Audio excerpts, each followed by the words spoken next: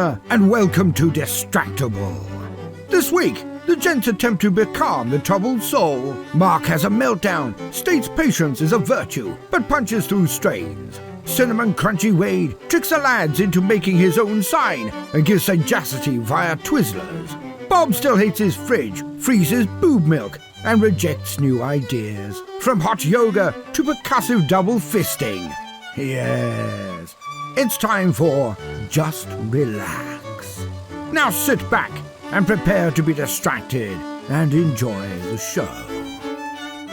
Hello and welcome back for another episode of Distractible. That's right, we're here and you're here, and that means it's time for this to happen.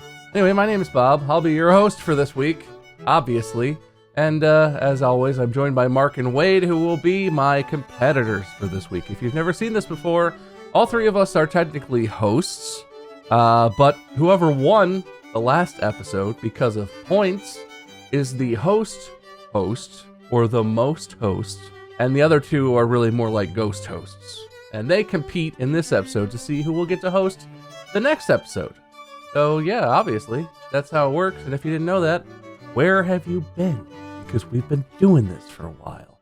Anyway, hey, Mark, Wade, what's up? Not much. Yeah, I'm glad we got the ostracization of new viewers and listeners out of the way. We don't want anyone new in here. Get out. Turn around and leave. You already missed it. It's over. The best days of Distractible are way behind us. We got nothing good coming. We peaked at hair. It's still good. It's still good, right? The AC kicked on just in time. See, this is what the quality's going to be like. It's just really you. You should abandon all hope. I'm feeling much better. Oh yeah, you were sick. Very sick. Theoretically. Says you. I need to rebald. You can see the fuzzles coming in because I've had to be isolated. We didn't say anything about that. Do you actually have hair? Are you a fake bald? I'm like Cinnamon Toast Crunch. How? Expound. The taste, you can see. You can see the flavor. Taste me. I don't want to taste it. Please. I don't want to taste it. Think about the views. Unless it's for points, I'm not going to do it. Well, when I'm host, just you wait. Aw, babe. I like your little fuzzles on your head. It's Thank the you. taste I can see. It is. Yum. No points for that, though, because that's not a taste I want to see. I don't know if I've told you guys, I have a baby. Have I talked much about him and how he never sleeps? You've mentioned that thing once or twice. So does it have a name? Nah, well, I forget. And you know what I've learned about babies? Is they do not know how to get a goddamn job. Tell you what. Amen, brother. I'm sure everyone already in the subreddit is like, here's all the tips about sleeping. Did you put him in a bed? We looked up about how babies sleep. We tried that stuff. Doesn't work on him. All right, beds don't work on babies. Got that. Duly noted. What about like a whiskey or something? Isn't that supposed to help? This is just an old man tale. Old husband's tales, yeah. Maybe it's a stay-at-home dad. Maybe it's a modern family. Maybe it is an old husband's tale. I don't know. Sounds like stuff is going pretty good for you guys. You got any stressors? Anything stressing you out? Yeah, movie busy, movie tough. You know, I know it's very much like me, you know, like Wade complaining about COVID with me talking about this movie all the time. But I just got to say, you know, I don't think those are the same, actually. I feel like you pursuing a life's passion and me bedridden with COVID are two different things to compare and complain about. I'm not judging you for your passions. Look, whatever you want to do. My whole life, I've wanted this. I've had swine flu, bird flu, cockroach flu. That one's pretty rare. I got COVID now. That was probably Omicron. I got to get the other variants. He's going to collect the Infinity Stones of variants. My bucket list is just getting all the disease. I want to be the Ash Ketchum of illness. Ash is out. What happened? What are you talking about? Pokemon. Didn't Ash like retire or something? Is no longer appearing in the series or whatever? There's a new main character for the first time. His name's like Bash Fletchum. Go get 'ems. Gotta get some all. You know. Stevie get 'em all. He's gotta get 'em all. It's his name. It's Stony Kidnaps. Gotta kidnap 'em all. He no longer catches them in the wild. He catches them in people's houses. Whippy abductor. He whips the Pokeballs and abducts those poor animals. And what about you, Wade? Any stresses? Sounds like Mark's pretty stressed out with some serious real life stuff, not like COVID. What's going on with you? Nothing. I've been locked in my house for like 2 weeks since we got back. We got family visiting here soon, so I gotta like clean house. So it's like, oh, I feel better. Time to clean toilets. So that's my week coming up. Very exciting stuff. It takes like 5 minutes to clean a toilet. What do you? This house has 5. I live in a house with 5 toilets. I am a man who has 5 toilets. Wow, man, that's good. And I've replaced them all once, so technically I've owned 10 in this house. Yeah, all of them flood. That's your only superpower. Just take such prolific shits that no toilet will survive for long. Anytime anybody listening ever has a water issue, I get tweeted and blamed for it. Like anytime someone's like, I spilled my coffee at work. It got my desk wet. Drowned man curse. It's like, I don't think so. I couldn't imagine what that must be like. And Mark definitely has no idea. Yeah, nothing like that. Anyway, Bob's, how's your fridge? It's fine. Actually, you know what? It's still a piece of shit and I hate it every day. All right. Just stand there hating it. It alternates between flooding the bottom that I have to wet vac out and then clean up, and icing in the bottom so that the bottom drawer freezes shut. So I have to almost break it to get it out to then scrape the ice out. It's such a piece of garbage. Oh wait, I was going to talk about, I teased this on Twitter. We got a freezer. Yes. In the garage. We got another appliance delivered. That was a while ago. And I realized I never talked about it on the podcast. And I think you'll come to see why. So Mandy is breastfeeding James, and so part of that is you want to get ahead and save some. And our freezer is like jam full as it is. The freezer on the bottom of our fridge is like full to the very top. So we were like, well, we need some freezer space, and that would be nice to have for food as well as for breast milk purposes. So we got just like a little freezer to go in the garage, just like an extra space freezer thing. I looked out, I measured all the dimensions, and it was going to fit in this spot perfectly, and there was a plug for it and all this stuff. And I was like, I'm not going to Lowe's this time. So I ordered it from Best Buy. And it turned out I actually had to be out. I think I had to take the baby to a doctor's appointment. So I had to be out of the house when the delivery happened, which is fine. And so they called me and they were like, we'll be there in 30 minutes. And I was at the doctor. And I texted Mandy and I was like, it's happening. Get ready, get some clothes on or whatever, because you might be in your PJs, because it was like in the morning still. And so the guys from Best Buy showed up with the correct freezer, took all the packaging off, rolled it into the garage, plugged it in, turned it on, and it started working, and there was no problems whatsoever. I like to imagine it was the same 2 guys, but they got fired from their last job after all the shenanigans. But they've learned and grown as people, and they just had a good installation. But they saw your house, and they were like, not again. Those geniuses will never learn. They know how to do their job.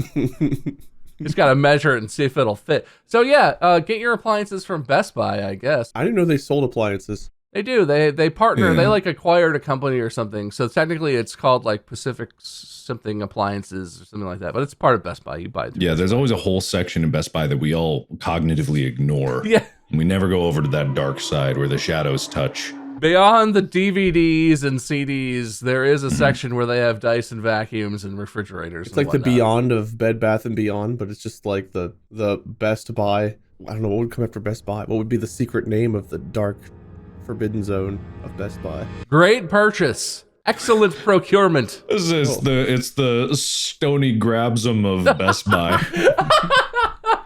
I love that. I'm assuming there would still be a lawsuit about that, but I love the idea of someone just be like, Best Buy, huh? Exceptional acquirement. You can't say that's the same. It's different. Acquisition is a better word. Whatever. Call me if you're trying to make that business. But anyway, the freezer thing was a total lie because I wasn't an idiot. I didn't bother to go to Lowe's like an idiot would.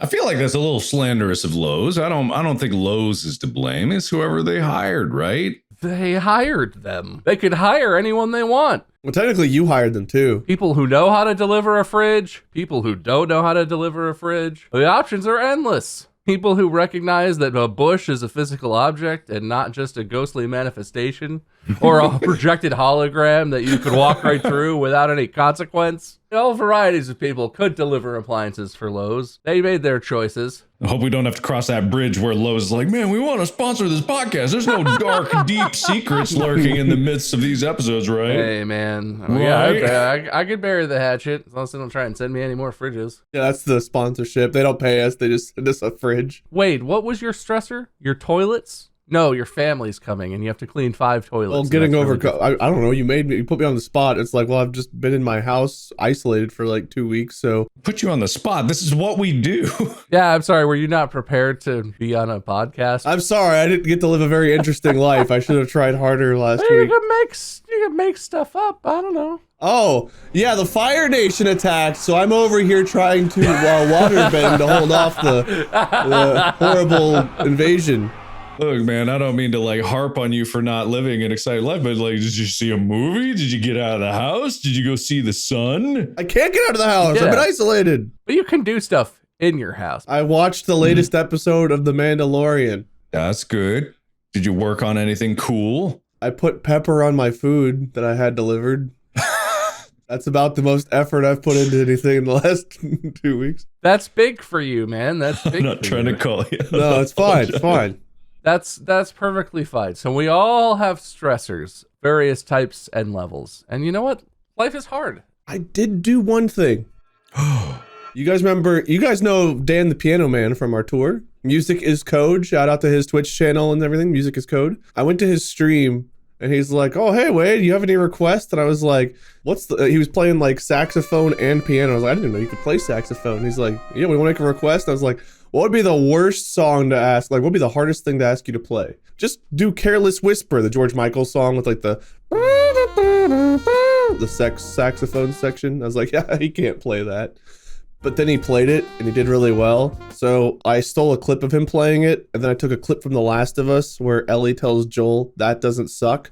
And I put it on his clip and I edited it in Premiere Pro and I sent it to him. And that's the first thing I've edited in like 6 years. Is that what you were editing when you were like, God, I can't remember how to do this. This is It hard. took me about an hour and a half to figure out how to crop, move, and resize. Yeah. Oh, man. Look, it's been a while, okay? I had to put the training wheels back on. I'm glad it was something so important. At least you put in the effort. I've also got to point out Premiere Pro is vastly different now than it was in 2016. That is true, I suppose. That is true. Yeah, so I had to relearn how it's all laid out and how you do things. It took a minute. No, I get that 6 years away, but it's like it is a marvel to me that you, a content creator, have not touched an editing program in 6 years, which just to me just blows my mind. But I know that's more commonplace nowadays than it has been in the past. You'll see people that start like channels and sooner than ever they turn to like hiring editors, which is nothing wrong with that. I have 3 editors, there's Lixie and Marcus and Rachel, and they all work in conjunction to help make my videos and the stupid stuff I give them into better stuff. But I still edit like on a very regular basis. I'm always like opening Premiere and closing it and doing random stuff and editing an entire TV show that I didn't know to edit. But that's a whole nother story. I like how you start off like nice and coherent, but like as you get upset thinking, you like. It's just like I turned into a grumbly old man. Dana's been editing my stuff for like 8 years now, which is wild to think about. Because like it still feels like I edited so many of my videos. I'm like, man, she's only been editing me for a little while. And it's like, no, it's been like 3/4 of my career she's been editing now, which is wild to think about. Good God. But I never liked editing and I was always bad at it. And I was never good at thumbnails and I was always bad at it. So I just very glad to hand that off. I'm not good at many things other than talking and being witty. But you get better at it. I will say I got a lot better. I got more better at Photoshop than I ever did at Premiere. It's hard because I compare myself directly to you, Mark. No amount of practice would make up for the creative skill gap between where I am and where you are. Because I'm like, oh, I'll make this thumbnail. The game has this character and and then I look at your thumbnails and stuff that you've done and I'm like, oh, my ideas are bad, aren't they? No, I go easy on some of my thumbnails. Definitely. It's just like, I know a few tricks. That's all I've ever learned. Is just a few tricks in editing programs. Well, in Photoshop specifically, I don't do anything right, but I get a good end result. But with Premiere, like it's like editing is fun to me, and making those thumbnails is like part of the creative process. Because if I was fully detached from it, then I wouldn't be very happy with it. Just because I like to like still feel like I'm part of the process in general. I don't feel like I'm a part of anything. My own videos, my streams, this podcast. I'm as disconnected as possible. That's why I listen to Shakira while we record this. That would explain a lot about the attention span. That would make a lot of sense. Wade's end of the audio is us in the distance is like, oh baby, when you dance like that. He's just got really good at canned responses, and he knows that he doesn't need to participate. You do that sometimes, right? Because you do the thing that you do sometimes is you're trying to think of your own response if we're like riffing or something, and then someone will be like, blah blah blah blah blah blah blah. Right, Wade? And I swear to God, you're just like, ha, yeah, that reminds me of something, and then you just move on. So sometimes it's because I'm caught on something that was said a while ago. Sometimes I just zone out. But sometimes you guys will be talking about something I don't fully understand. And it's just like, well, I don't want to make them go through and explain this if this is like common knowledge that everyone else has, like for the audience. We could explain it. Yeah, but it always comes with that little bit of like judgment of like, wait. This is a show about us talking to each other. We would happily explain whatever to you. Plus, I think you would probably, well, you might not know enough to know. I think listeners would probably find it quite funny to hear Mark or I try and explain some of the things that we talk about like we know about them. Mm-hmm. And then if you ask one question and we're like, actually, and the listeners are like, wrong, that's wrong. Factually incorrect, wrong. Everyone would enjoy that. They do like proving us wrong. I like learning things, but sometimes it's just easier to give a canned response. And I'm known for it at this point. Is that a canned response? And now there's a video component. I feel like I owe it to people for them to see my canned response come in. Like, I owe it to the audience for them to see it live. Also, Molly just delivered hot chocolate to me. So if you guys were wondering what I was doing there, I was getting a delivery. We didn't even notice you were distracted. I couldn't tell. You look because I'm a professional. All right, well, enjoy your hot chocolate. Don't burn your lippies. I think we have established, I guess, that life is stressful, and specifically our lives are stressful, and sometimes it's really good to just take a minute and relax. So I want to lead you guys in a little relaxation. I just want to do this. Listeners, you can play along at home unless you're driving your spaceship. Don't crash your whatever. I don't know if you guys have seen all the memes on the subreddit now, but did you see the train one? Too soon, guys. Oh, right, of course. Calm down with the train jokes. But yes, I saw that. But yeah, so we're gonna do. This is called progressive muscle relaxation. I'm just gonna do like a quick, 60-second demo, and listeners can participate. And this just listen to my voice, follow my instructions. I'm not gonna do anything terrible to you, and we can all relax for just a moment. Excellent. So sit up straight, comfortable posture, but upright. And I want you to start. We're gonna start in your hands. What I want you to do is take both of your hands. You can have them comfortably at your sides, wherever's comfortable. And that's fine.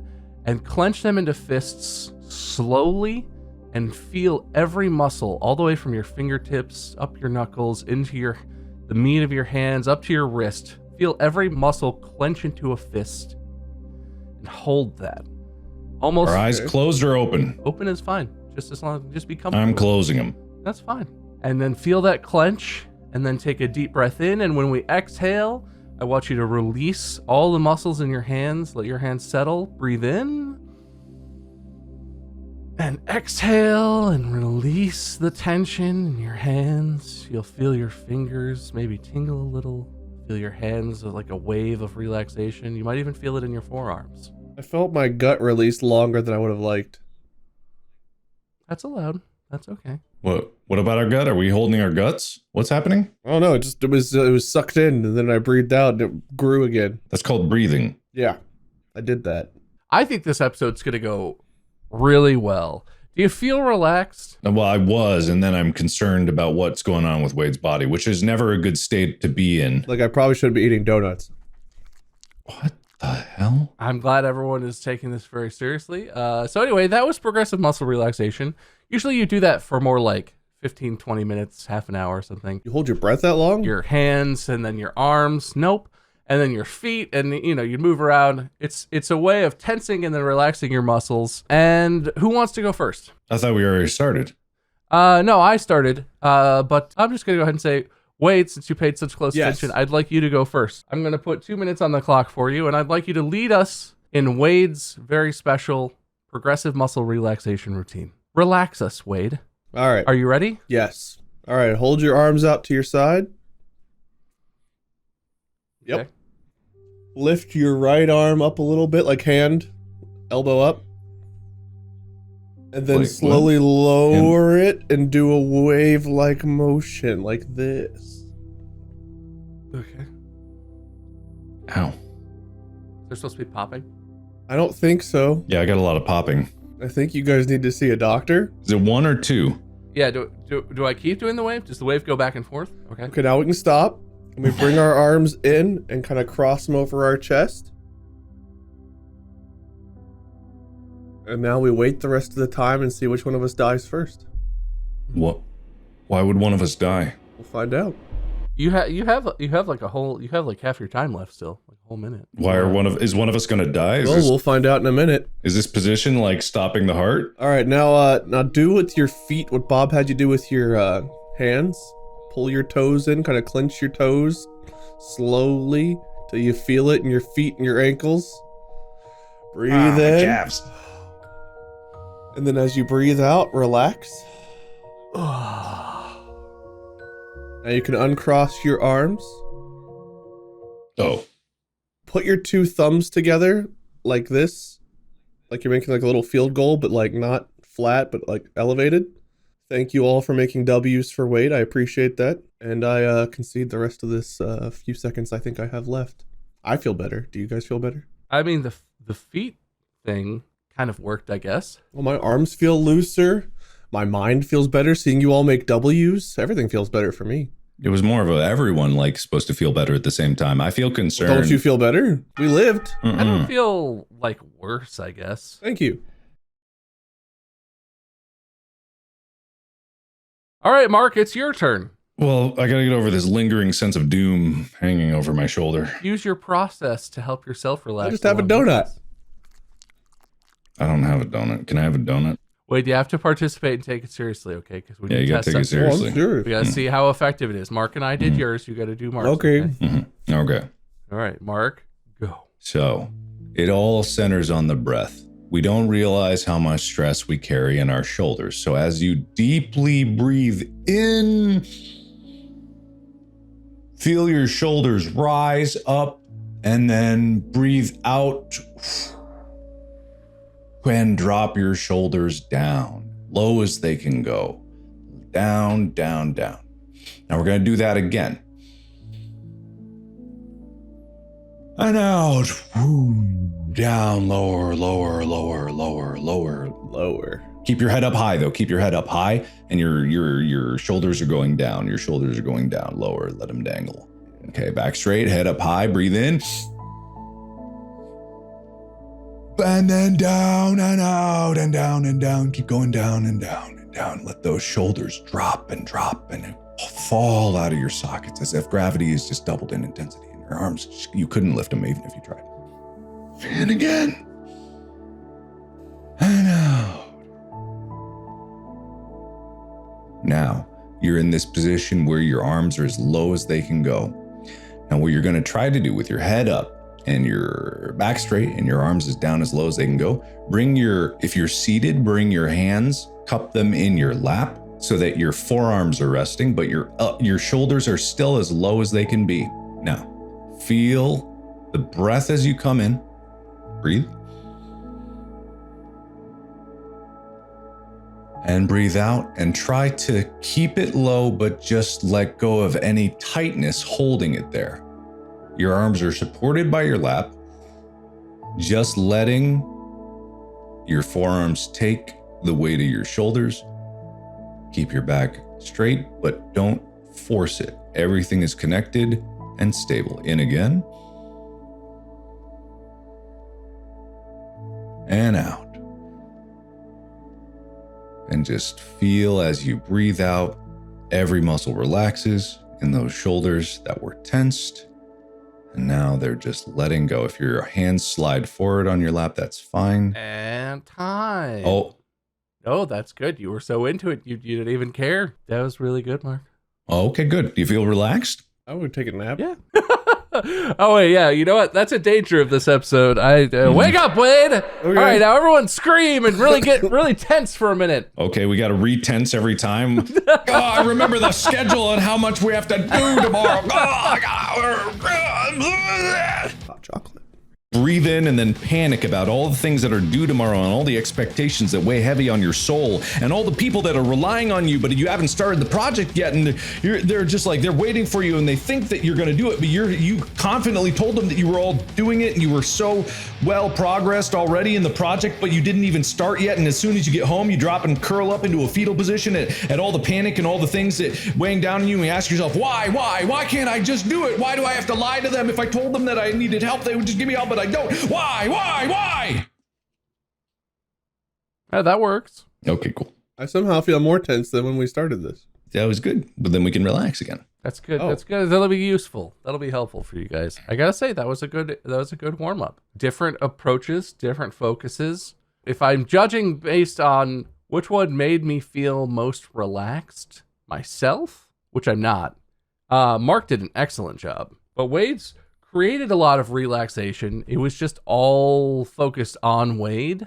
So that's a tough call. I feel like Mark takes that first round. Yes. Yeah, that's right. Okay. But you've got time. You can expound on your theories, Wade. You can do a lot Wait, do you more. feel tense? You could do a lot more to relax yourself. And I believe in you. Are the doubts creeping in? Maybe this whole episode is rigged. Maybe we weren't joking about like never letting you in again, and maybe it was always. It's not called the fairest episode ever, so who knows how fair it will be. But anyway, yeah, that's kind of the direction I want to go with today's episode.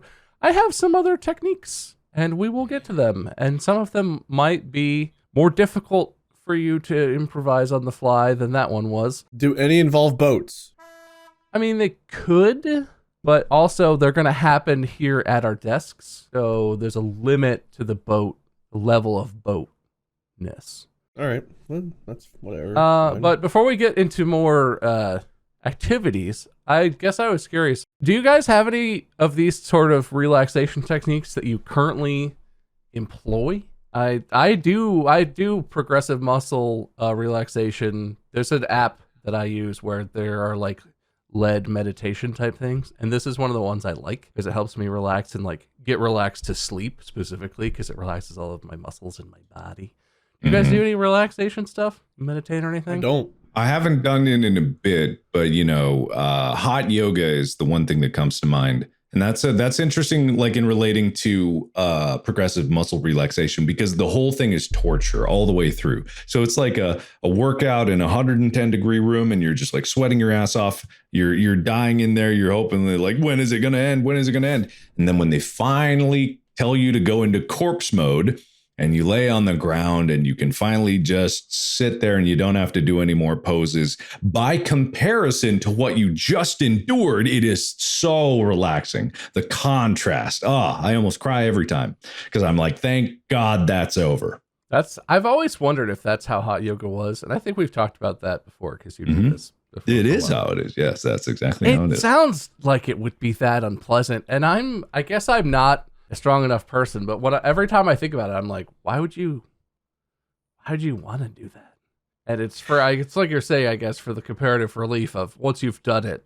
He's a masochist too. He enjoys the punishment. But like, doing something that sounds that awful doesn't sound good to me at all. I wouldn't want to do that. I would just, It's not all bad. It's not all bad, just because like there's probably some therapeutic benefits to sweating that much, and like, you do get some impurities out that way. But yeah, I wouldn't call it like that's the major focus of it. I think it just is like there's something cool about being able to endure something and then get through it and know that you accomplished it. It's like a psychological thing where even if your life is kind of in chaos and you're not accomplishing your goals, at least you have a very tangible thing that was difficult and you overcame it and you finished it. And that's kind of like something that's nebulous in today's society where like a lot of people are working on projects that take like months and like progress isn't seen. At least it's one thing, and you could go to class again and again. You could do it many times and get better at yoga, of course, but it's one thing, one session. It's tough, just like a really tough workout. It's hard, but at the end of it, you do feel better than if you went to a workout. You feel incredibly relax, just because mostly, thank goodness it's over, but also just like the heat, it does kind of lead towards that. Well, I go through that whenever we record this podcast. Good. Then you walk away with a sense of satisfaction, right? It's like, oh, thank God. It's over and I can go now. You know, you don't have to be part of this podcast if you don't want to. You know, you don't have to. No, I like it. It gives me a sense of accomplishment and other things that you said. Oh, cool. Then let's go to hot yoga. All right, come to Cincinnati and find it. Yeah, if Mark moves to Cincinnati, you and Mark hot yoga 5 days a week. I'll do it once a month. Twice a day. I barely eat that much, man. I like eating. You think I'm going to do work that much? You don't eat twice a day? Not always. Sometimes it's one big meal.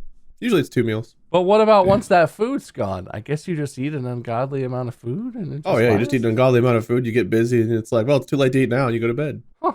Interesting. So yeah, there's plenty of time for hot yoga. Your schedule's wide open. I am very busy doing literally not that.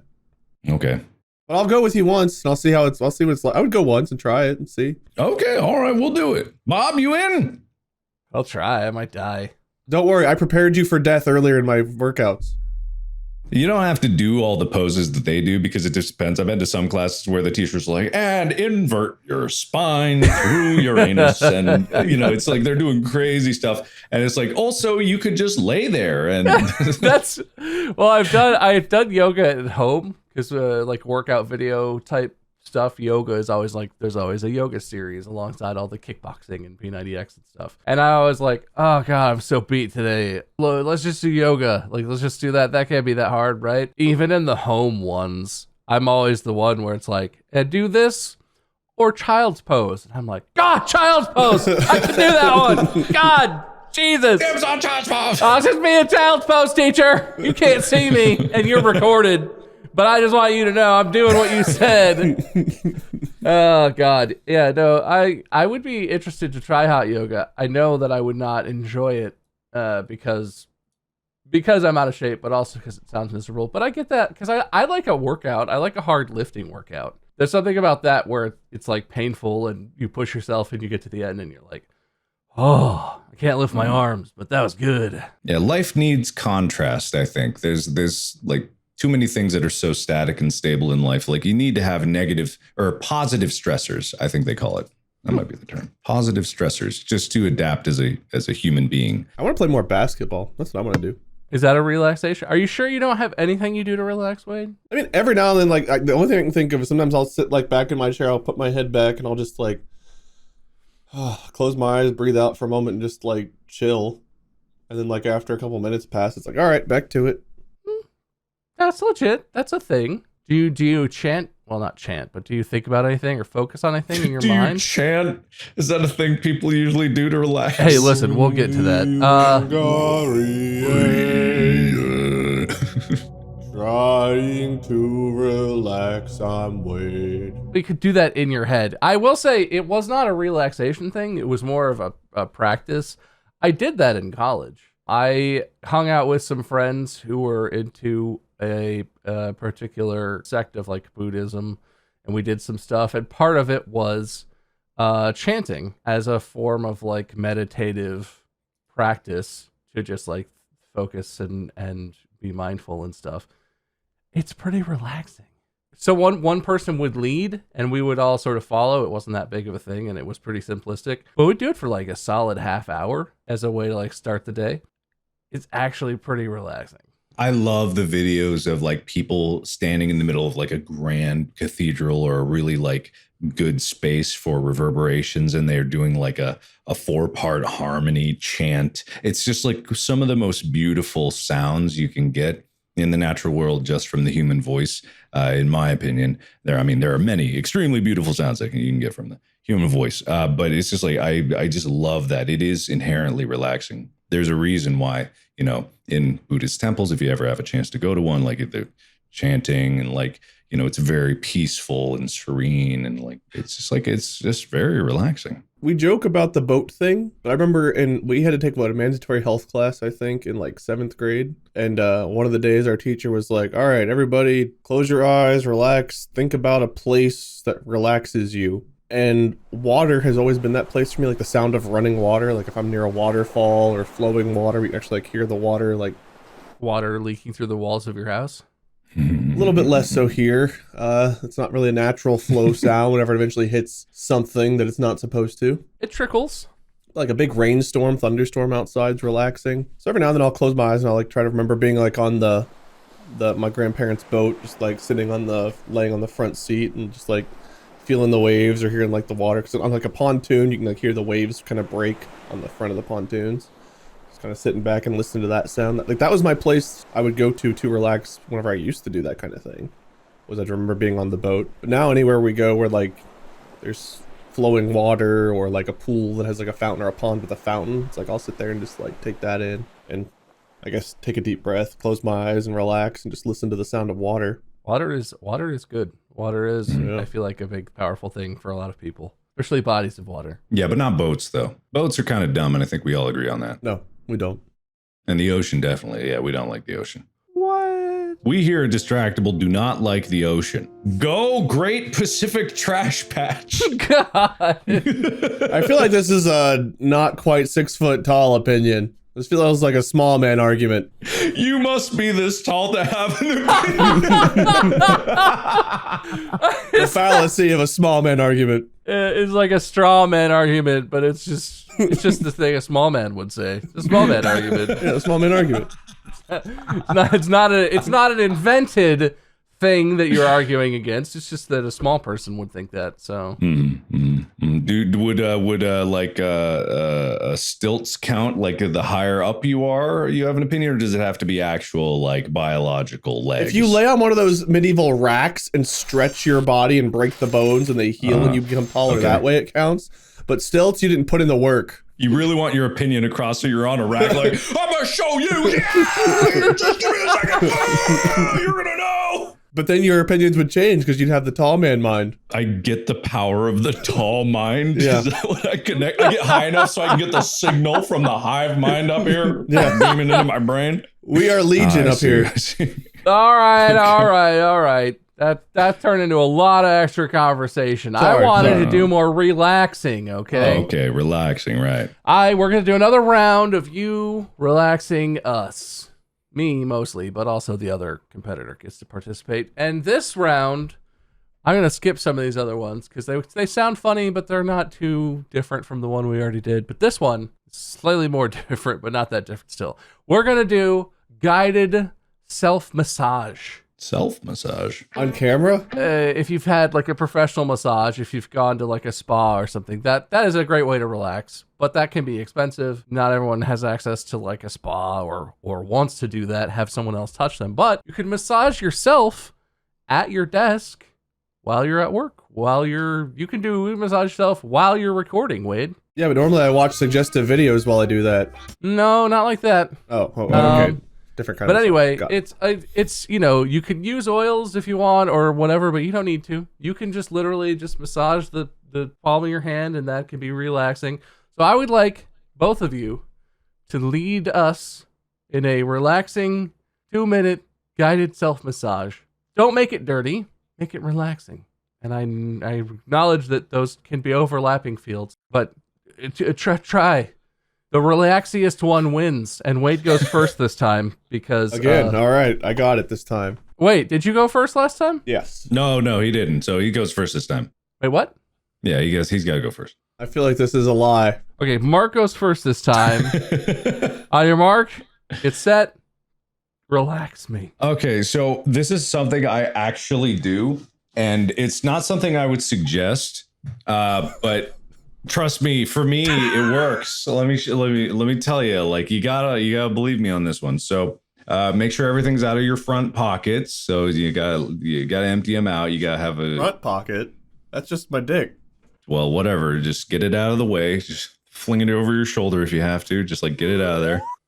Whenever I don't do like massages. Occasionally, I'll do that in hand rubs. But just start wailing on your legs.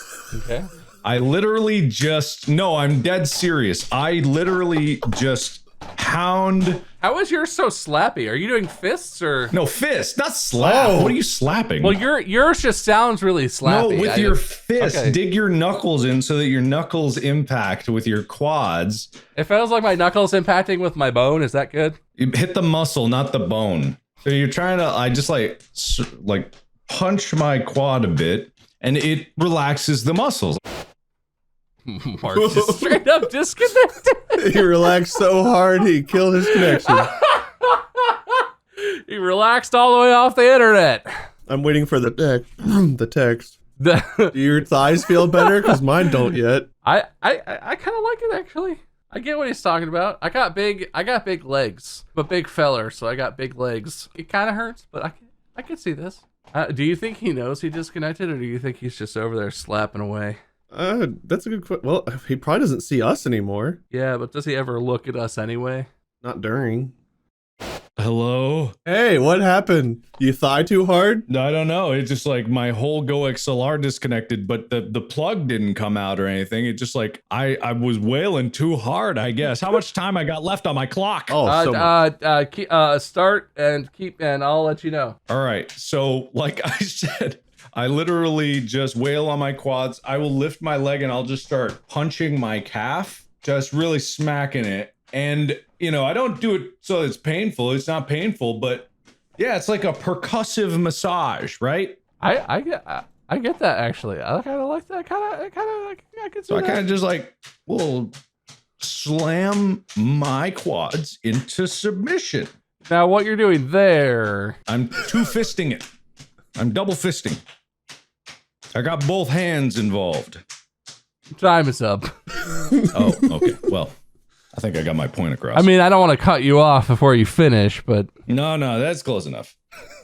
I can finish it up later. I can finish it oh, up okay. You can just pick it up. Okay, you stop and then start. later. Down. Yeah, of course.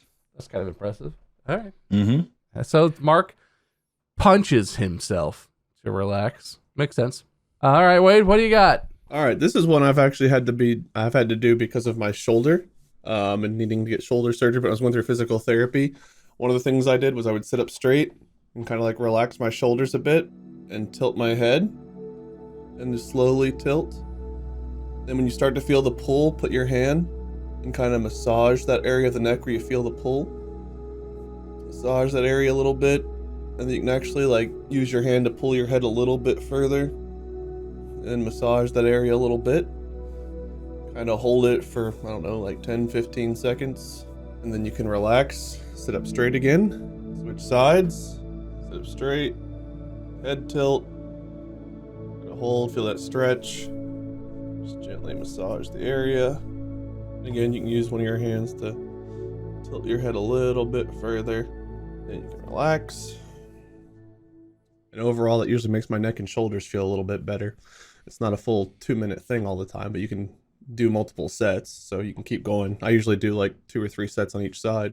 But after a while, at least with the shoulder pain I've had since the slap tear, it's helped my neck and shoulders feel a little bit better, especially whenever it starts to feel tense or I get like pains through here. And that's the last legitimate one I have. The last, wasn't it the first? No, the first was very legitimate. You know what? That was delightful, Wade. And as a person who struggles with shoulder tension and neck tension, and especially headaches from that thing, because I almost constantly have a neck tension headache, that's a banger. Yeah, they've gotten like 10 or 15 different exercises to do, but that's the one I do. Like, that's the easiest one, and just the one that, like, I'm sitting, I'm feeling a little bit tense. It's like, okay, well, I'll just do the head tilt. As long as you slowly do it, you don't just like... I feel like you both deserve points, but in fairness, I'm going to give 1 to Mark and 2 to Wade. Thank you, that seems very fair. That doesn't seem fair. I feel very fair. Well, I liked Wade's better, so that seems fair to me. Whatever. This method never fails. Never. But it's so loud and slappy. Yeah, your leg steaks, they're tenderized. My hawks. My hams are hawked, boys. Mm-hmm. Good. Tell me more.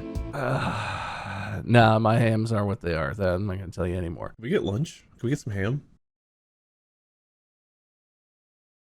This one could be quick. I want to just try this one and see what comes up. Mark, you referenced this. Another relaxation technique that I have used, I don't do it currently, but for a long while I did this pretty regularly, is repetitive prayer and or chanting. It's used in a variety of faiths as a way of like chanting. It's like meditation almost, like a way of focusing. Usually you focus on a saying or slogan feels cheap, but it's words of meaning, right? You say something in regards to your personal faith or spirituality, or in regards to your place in the universe. The one that I did translates to something like, I am the universe and the universe is in me, or something like that. It's not in English normally, it is in another language. But I want you guys, each of you, to come up with a slogan, and then I want us to chant as a group and see whose slogan is more relaxing. It could be positive, it could be self-focused, it could be externally focused. Come up with the most relaxing slogan you can, and then it's going to be short. For like, all three of us together are going to chant it for like 20 seconds or something. How short? Like, how many words? It can be like a sentence, like a long sentence. It should be something that repeats eventually. So, like a long sentence or a couple sentences that are kind of short. So just so that you loop it, right? Because the idea is for it to be a repetitive thing.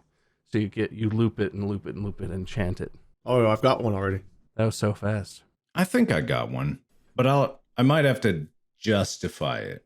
Yeah, you can explain it if you want. If you want us to think about something specific about the thing we're chanting, or contextualize it, you can do that. Who has to go first this time? Is it actually Wade this time? Yes. Yeah. Wade, what's your chant? All right, what came to mind, and I don't know why, is a breeze today is a bounty tomorrow. And I think that means taking a moment to just take in the breeze today will pay off tomorrow because of the relaxation you're taking a moment for. Are we doing the chant now? Yeah, so I will start a timer. A breeze today is a bounty tomorrow. All in unison. So maybe Wade do it first, and then we'll join in and try and do it in unison for like 20 seconds. Ready? I'm going to do my first one here. A breeze today is a bounty tomorrow. A breeze today is a bounty tomorrow. A breeze today is a bounty tomorrow. Yeah, really commit, Mark. Let's do this. I am committing. I'm committing. A breeze today is a bounty tomorrow. Is a bounty tomorrow. Wait, why do you pause so long in between? I'm trying to follow the rhythm you did the first time around. It's a very slow chant. I was a little surprised by that. Can I get one more reference one? Can I get a Wade reference one? A breeze today is a bounty tomorrow. Okay, got it. A breeze today is a bounty tomorrow. A breeze today is a bounty tomorrow. A breeze today is a bounty tomorrow. I feel like you're going slow, Mark. I was following right on. The group that I used to do this with, when we did it more regularly, initially when you would join, a new person would join, and you kind of be like, you'd watch, and you'd be like, I need to do it really quietly. Once you knew it, it was like we were all singing the same song. Like, one person would do the starting, there's like a starting line, and then everyone else would just be like, yeah, and you like, it's like a thing. So I thought we were all three going to be in sync. I didn't know you guys were waiting to follow my lead. No, there's latency. No, there's latency. Well, that's true too. But anyway, I like that. I'm glad. I thank you for committing, Wade. I thought that was actually really nice. You're welcome. What do you have, Mark? Is it equally deep and relaxing? This one is like, so there's a difference between, for me, for the purpose of why I would chant and focus inwardly. It's not so much to relax, it's more to focus the mind, because that's what I run into a lot. I'm very good at relaxing. I think a lot of us are. We're very good at like doing nothing. Centering ourselves is a different facet of it, in my opinion. And so this phrase is actually something that I do say a lot, and I do I don't really chant it, but I think it could work as a chant. The phrase is, no one will do it for you. And I say that to myself a lot because it reminds me that it's kind of that my mentality is like, no one's going to do it for me. Like, if I want to do something, it's not so much I have to do everything myself, but just like to move the kind of goals I want to do. I always remind myself, it's like, no one's going to do it for you. No one knows what you want. So it's like, that's the thing. No one will do it for you. All right. Lead us off, Mark. No one will do it for you. No one will do it for you. No one will do it for you. No one will do it for you. No one will do it for you. It sounds a lot more depressing when there's other voices chiming in. It sounds a lot more depressing. I'm not gonna lie. I'm like, whoa. I gotta be 100% honest. You said it and I didn't think about it, but the moment we all started trying to do it together, my brain was like, I don't know are you guys on TikTok very much at all, or is that still pretty exclusively a me thing? Have you seen the meme, let me do it for you? Yes, I know that one. Do it for you, Kermit. Yeah, you're right. You're right. As soon as we started chanting it, my brain was like, oh, is this where that meme comes from? Did Mark invent that? Didn't I? I will do it for you. Let me do it for you. I like that as a mantra too. That's very uplifting. I feel like that's, I mean, maybe not relaxing is not what it's meant to be, but it's like relaxing in an empowering way, which is a way to relax yourself. Do it. Positive self-talk is like a relaxation technique, and that's very sort of in that vein.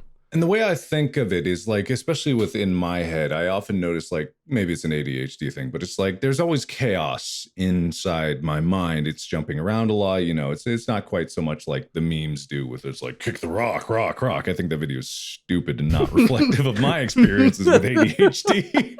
I think that's something else is going on there. But for me, it's like, there is an inherent chaos to it. So by trying to, if you think of it like a bunch of vibrating rings, you know, it's like you're trying to get them all in harmony. You're trying to, like, they're all oscillating at different frequencies. So you're trying to like at least get a cohesive signal out of it.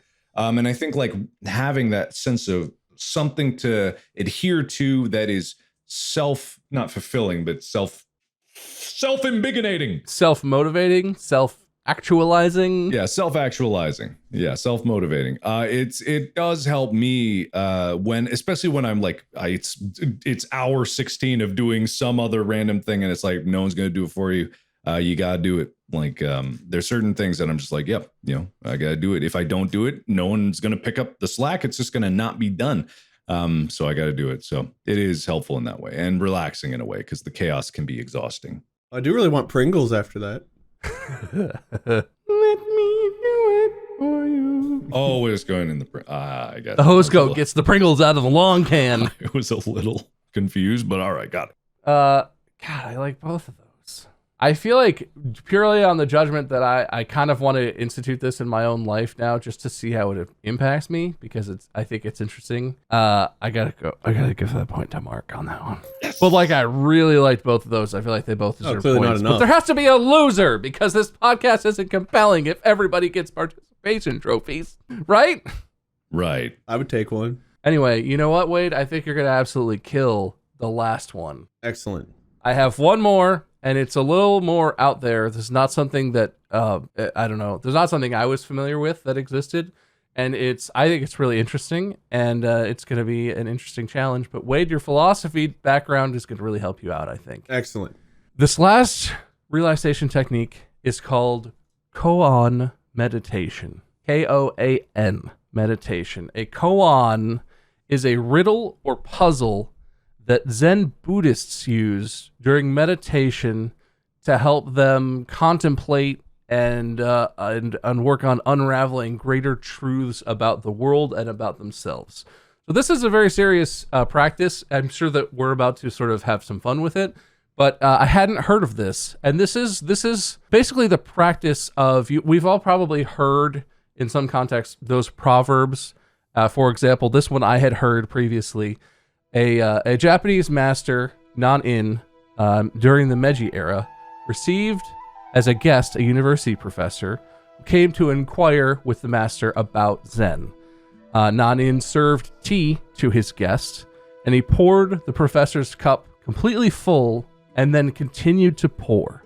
So this Zen master is just pouring tea. It's pouring over the edges of this cup. It's clearly overflowing.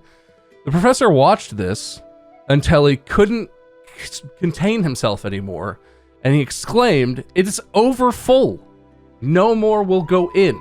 And very calmly, Nan-in looked at the professor and said, "Like this cup, you are full of your own opinions and speculations. How can I show you Zen unless you first empty your cup?" And this is sort of a little riddle, proverb type thing, where the point is to meditate on this and examine the truth that the Nan-in, the master, is trying to show this person, but also then consider, what does that mean to you as an individual? What does that mean in the context of the world? It's tricky because a big part of the Zen tradition is, this is not a question that has an answer. There's no way you can reason out like exactly what this means, exactly what the point is. But the idea is that it's supposed to enlighten you as you contemplate it about what is the true nature of the Buddha, because it's a Buddhist practice and this sort of thing. I think this is fascinating because I like contemplating questions about the universe like this. I don't think I do a very good job figuring them out, but I wanted you guys to try and come up with your very own koans. Don't look them up. If you know some, you can use whatever knowledge you may have. But I want you to come up with a question that illuminates the universe. And I know this is an easy thing. I'm sure you have one just on the tip of your tongue already. But we could take some time. We could cut some time out. Is what we're coming up with the analogy of a cup overflowing similar to that, or is it just one statement that elucidates everything? I want you to come up with your own koan, which is that the one I read to you is one that is a riddle. But I want you to come up with your own riddle that illuminates the truth of the universe that we can contemplate and meditate on ourselves. Mark, you look absolutely stunned, shocked out of your mind, and Wade is like, yeah, I got this. So you want us to come up with something that cohesively answers all the questions of the universe? No. It can pose one question. It could be a simple thing, but it needs to be a question that makes the person who's thinking about it contemplate something about the nature of the universe, the nature of the individual, some truth that you can pull out. But it can be simple. It could be one thing. Because the one that I read to you about the professor and the Zen master, it's really, at least is my simple understanding, it's about the nature of how do you be receptive to learning, right? How do you learn if you're already full of your own opinions? How do you accept new information if you think you already know it?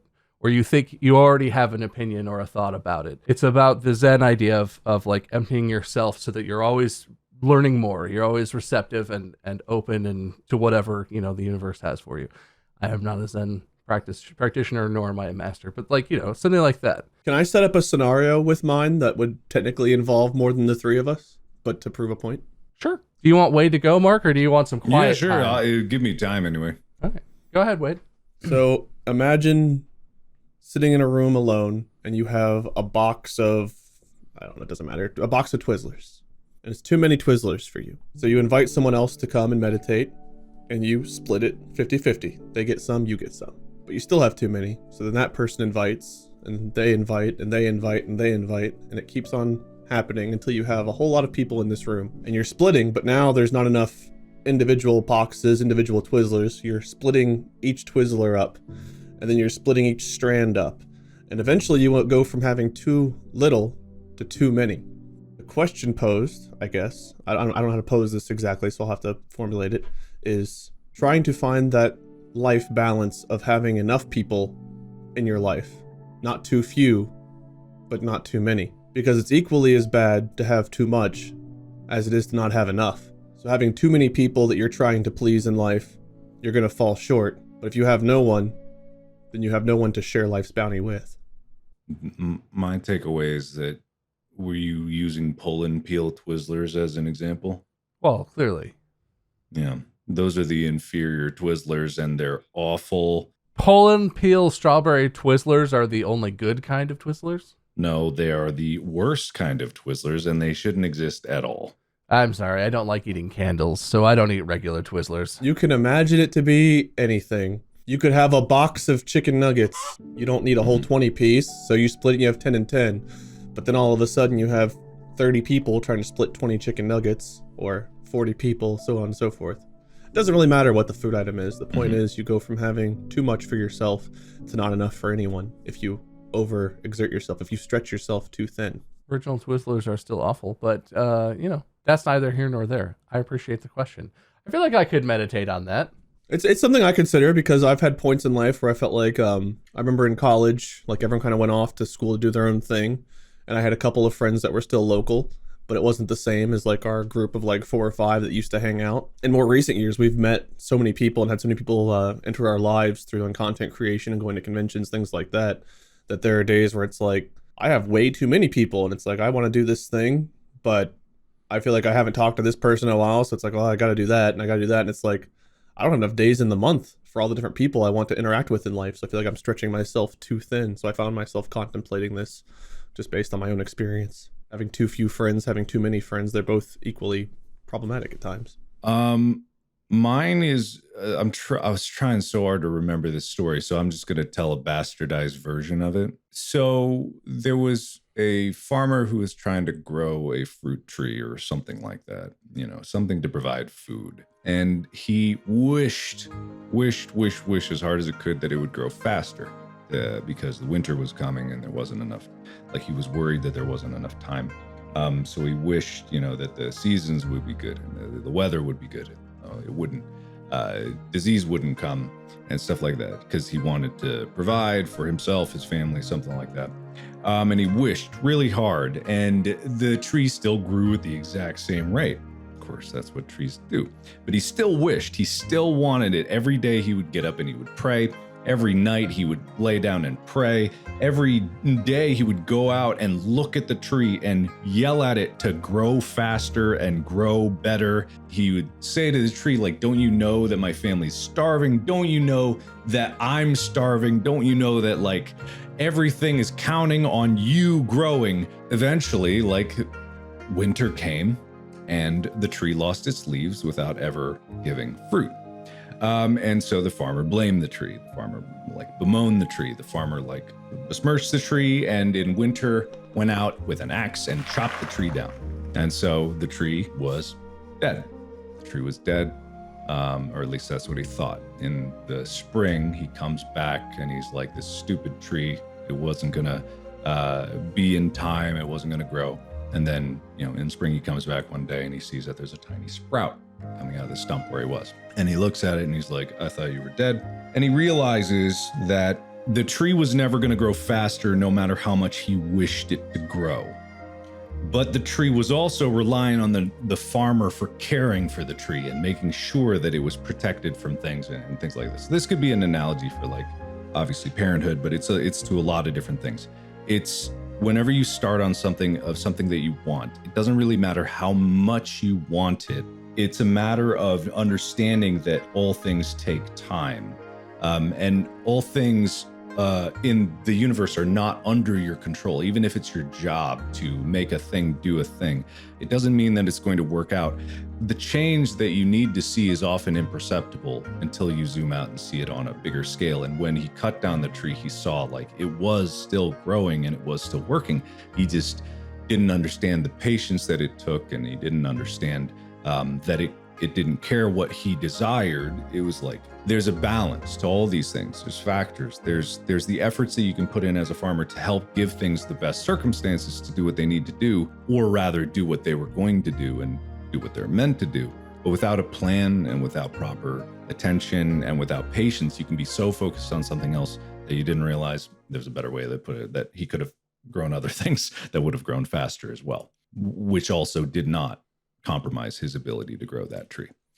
So yeah, I'm telling a very bastardized version of this story, but I like it because it says a lot of things all in the same time. It says about the patience of how long things take to get them. It says about the futility of wishing for something to occur instead of focusing on or remembering the idea that it is currently in progress. It just takes time. And so that kind of patience is, I think, a valuable lesson. I thought it was a good version. You have to call it bastardized version. It's a good version of the story. It was much better written, and the hook at the end, I couldn't remember how the words really come together. I had to it means these things instead of telling it in a really nice way. Look, if you were going to write that in in your book of Mark's Proverbs, you could refine it over time. But I like the idea. Well, I thought Wade would run away with this one, but this is actually really close because I like both of those ideas. Mark, you pick the winner. Oh, really? Really? Oh, really? Really? Really? I guess. I don't know. Wade, how bad do you want to win? Winning, not winning, it doesn't matter. I'm nice and relaxed. No matter the result, I'm at peace. So you'd be at peace if I name myself the winner? Higher or lower? Lower. Lower? Lower than an 8? What was an ace again? Was it higher or lower? I thought it was both, but I don't know. Both? Should I draw again? Fuck. Can we say aces are higher? Anyone got a joker? What's the kid? Are you upset that I got it right? That was actually a test, and I was afraid you were going to fail by just purely naming yourself the winner by talking it out with Wade. But fair is fair, and you drew a 6. God. And Wade called lower, so despite the fact that Wade won the points on the final round anyway, and so I was basically giving you a chance to redeem yourself, you redeemed yourself by naming Wade the official winner of today's episode. Okay, good. It all worth it. You got a moral victory, Mark, and Wade got a real victory. Congratulations, Wade. Thank you. As a philosophy major, I know how much a moral victory can mean, and usually it's not much. So I'm happy to have the real one. Thank you. You got a loser speech there, Mark? Yeah, I just want to say I don't think you need a stupid degree to know what losing feels like. You went to 4 years of school to learn how to lose? My degree's better than yours, dropout. Yeah.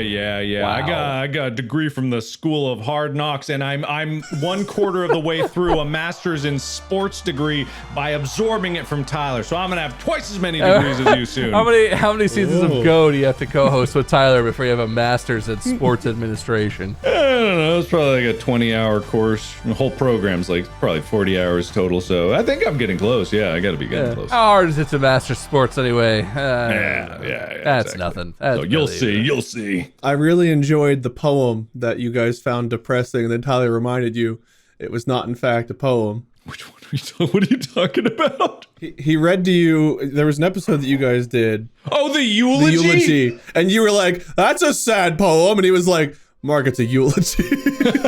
So maybe you could also get a master's degree in, I don't know, becoming an undertaker or something now that you understand eulogies a bit better. Giving you googlies. Eulogies are, in fact, sad poems. Anyway, thanks for participating, fellas. I feel like the whole tone of this one was a little different and a little, maybe not less chaotic, but less wild than this show sometimes can be. I'm glad you gave us prompts, because if you hadn't prompted us, the only other idea I had for a stretch was the hokey pokey. And so I was going to slowly walk us through that. But you giving us guided prompts, I was like, I can actually think of something like real for this. I mean, I would have accepted hokey pokey. That would have been funny and relaxing. If we had another just physical one, it was coming. It was in the back burner waiting. I genuinely feel more relaxed than I usually do by the end of an episode. Usually at the end of an episode, my mind is racing and I'm all hyper and whatever. I was calm till I had to say higher or lower. Then my heart started racing again because it's like, well, which will it be? I don't know. But thank you for participating. Listeners, I hope you enjoyed a little bit more of a low-key, really a thinking listeners episode, if you will. Make sure you check out our merch at store.distractablepodcast.com. Make sure you check out Mark at Markiplier, Wade at LordMinion777, or Minion77 on Twitch, 777. You'll never find it. And I am Ice Cream. Good luck trying to spell that one. This has been another episode of Distractible. Thanks so much for listening. Make sure you follow the podcast so you know when the episodes are coming out. And make sure you listen on Spotify, because you don't just listen, you watch on Spotify. And that's the only place you can do that. So for now, we're out of here. We'll see you in the next episode. Thank you so much for listening. Podcast out.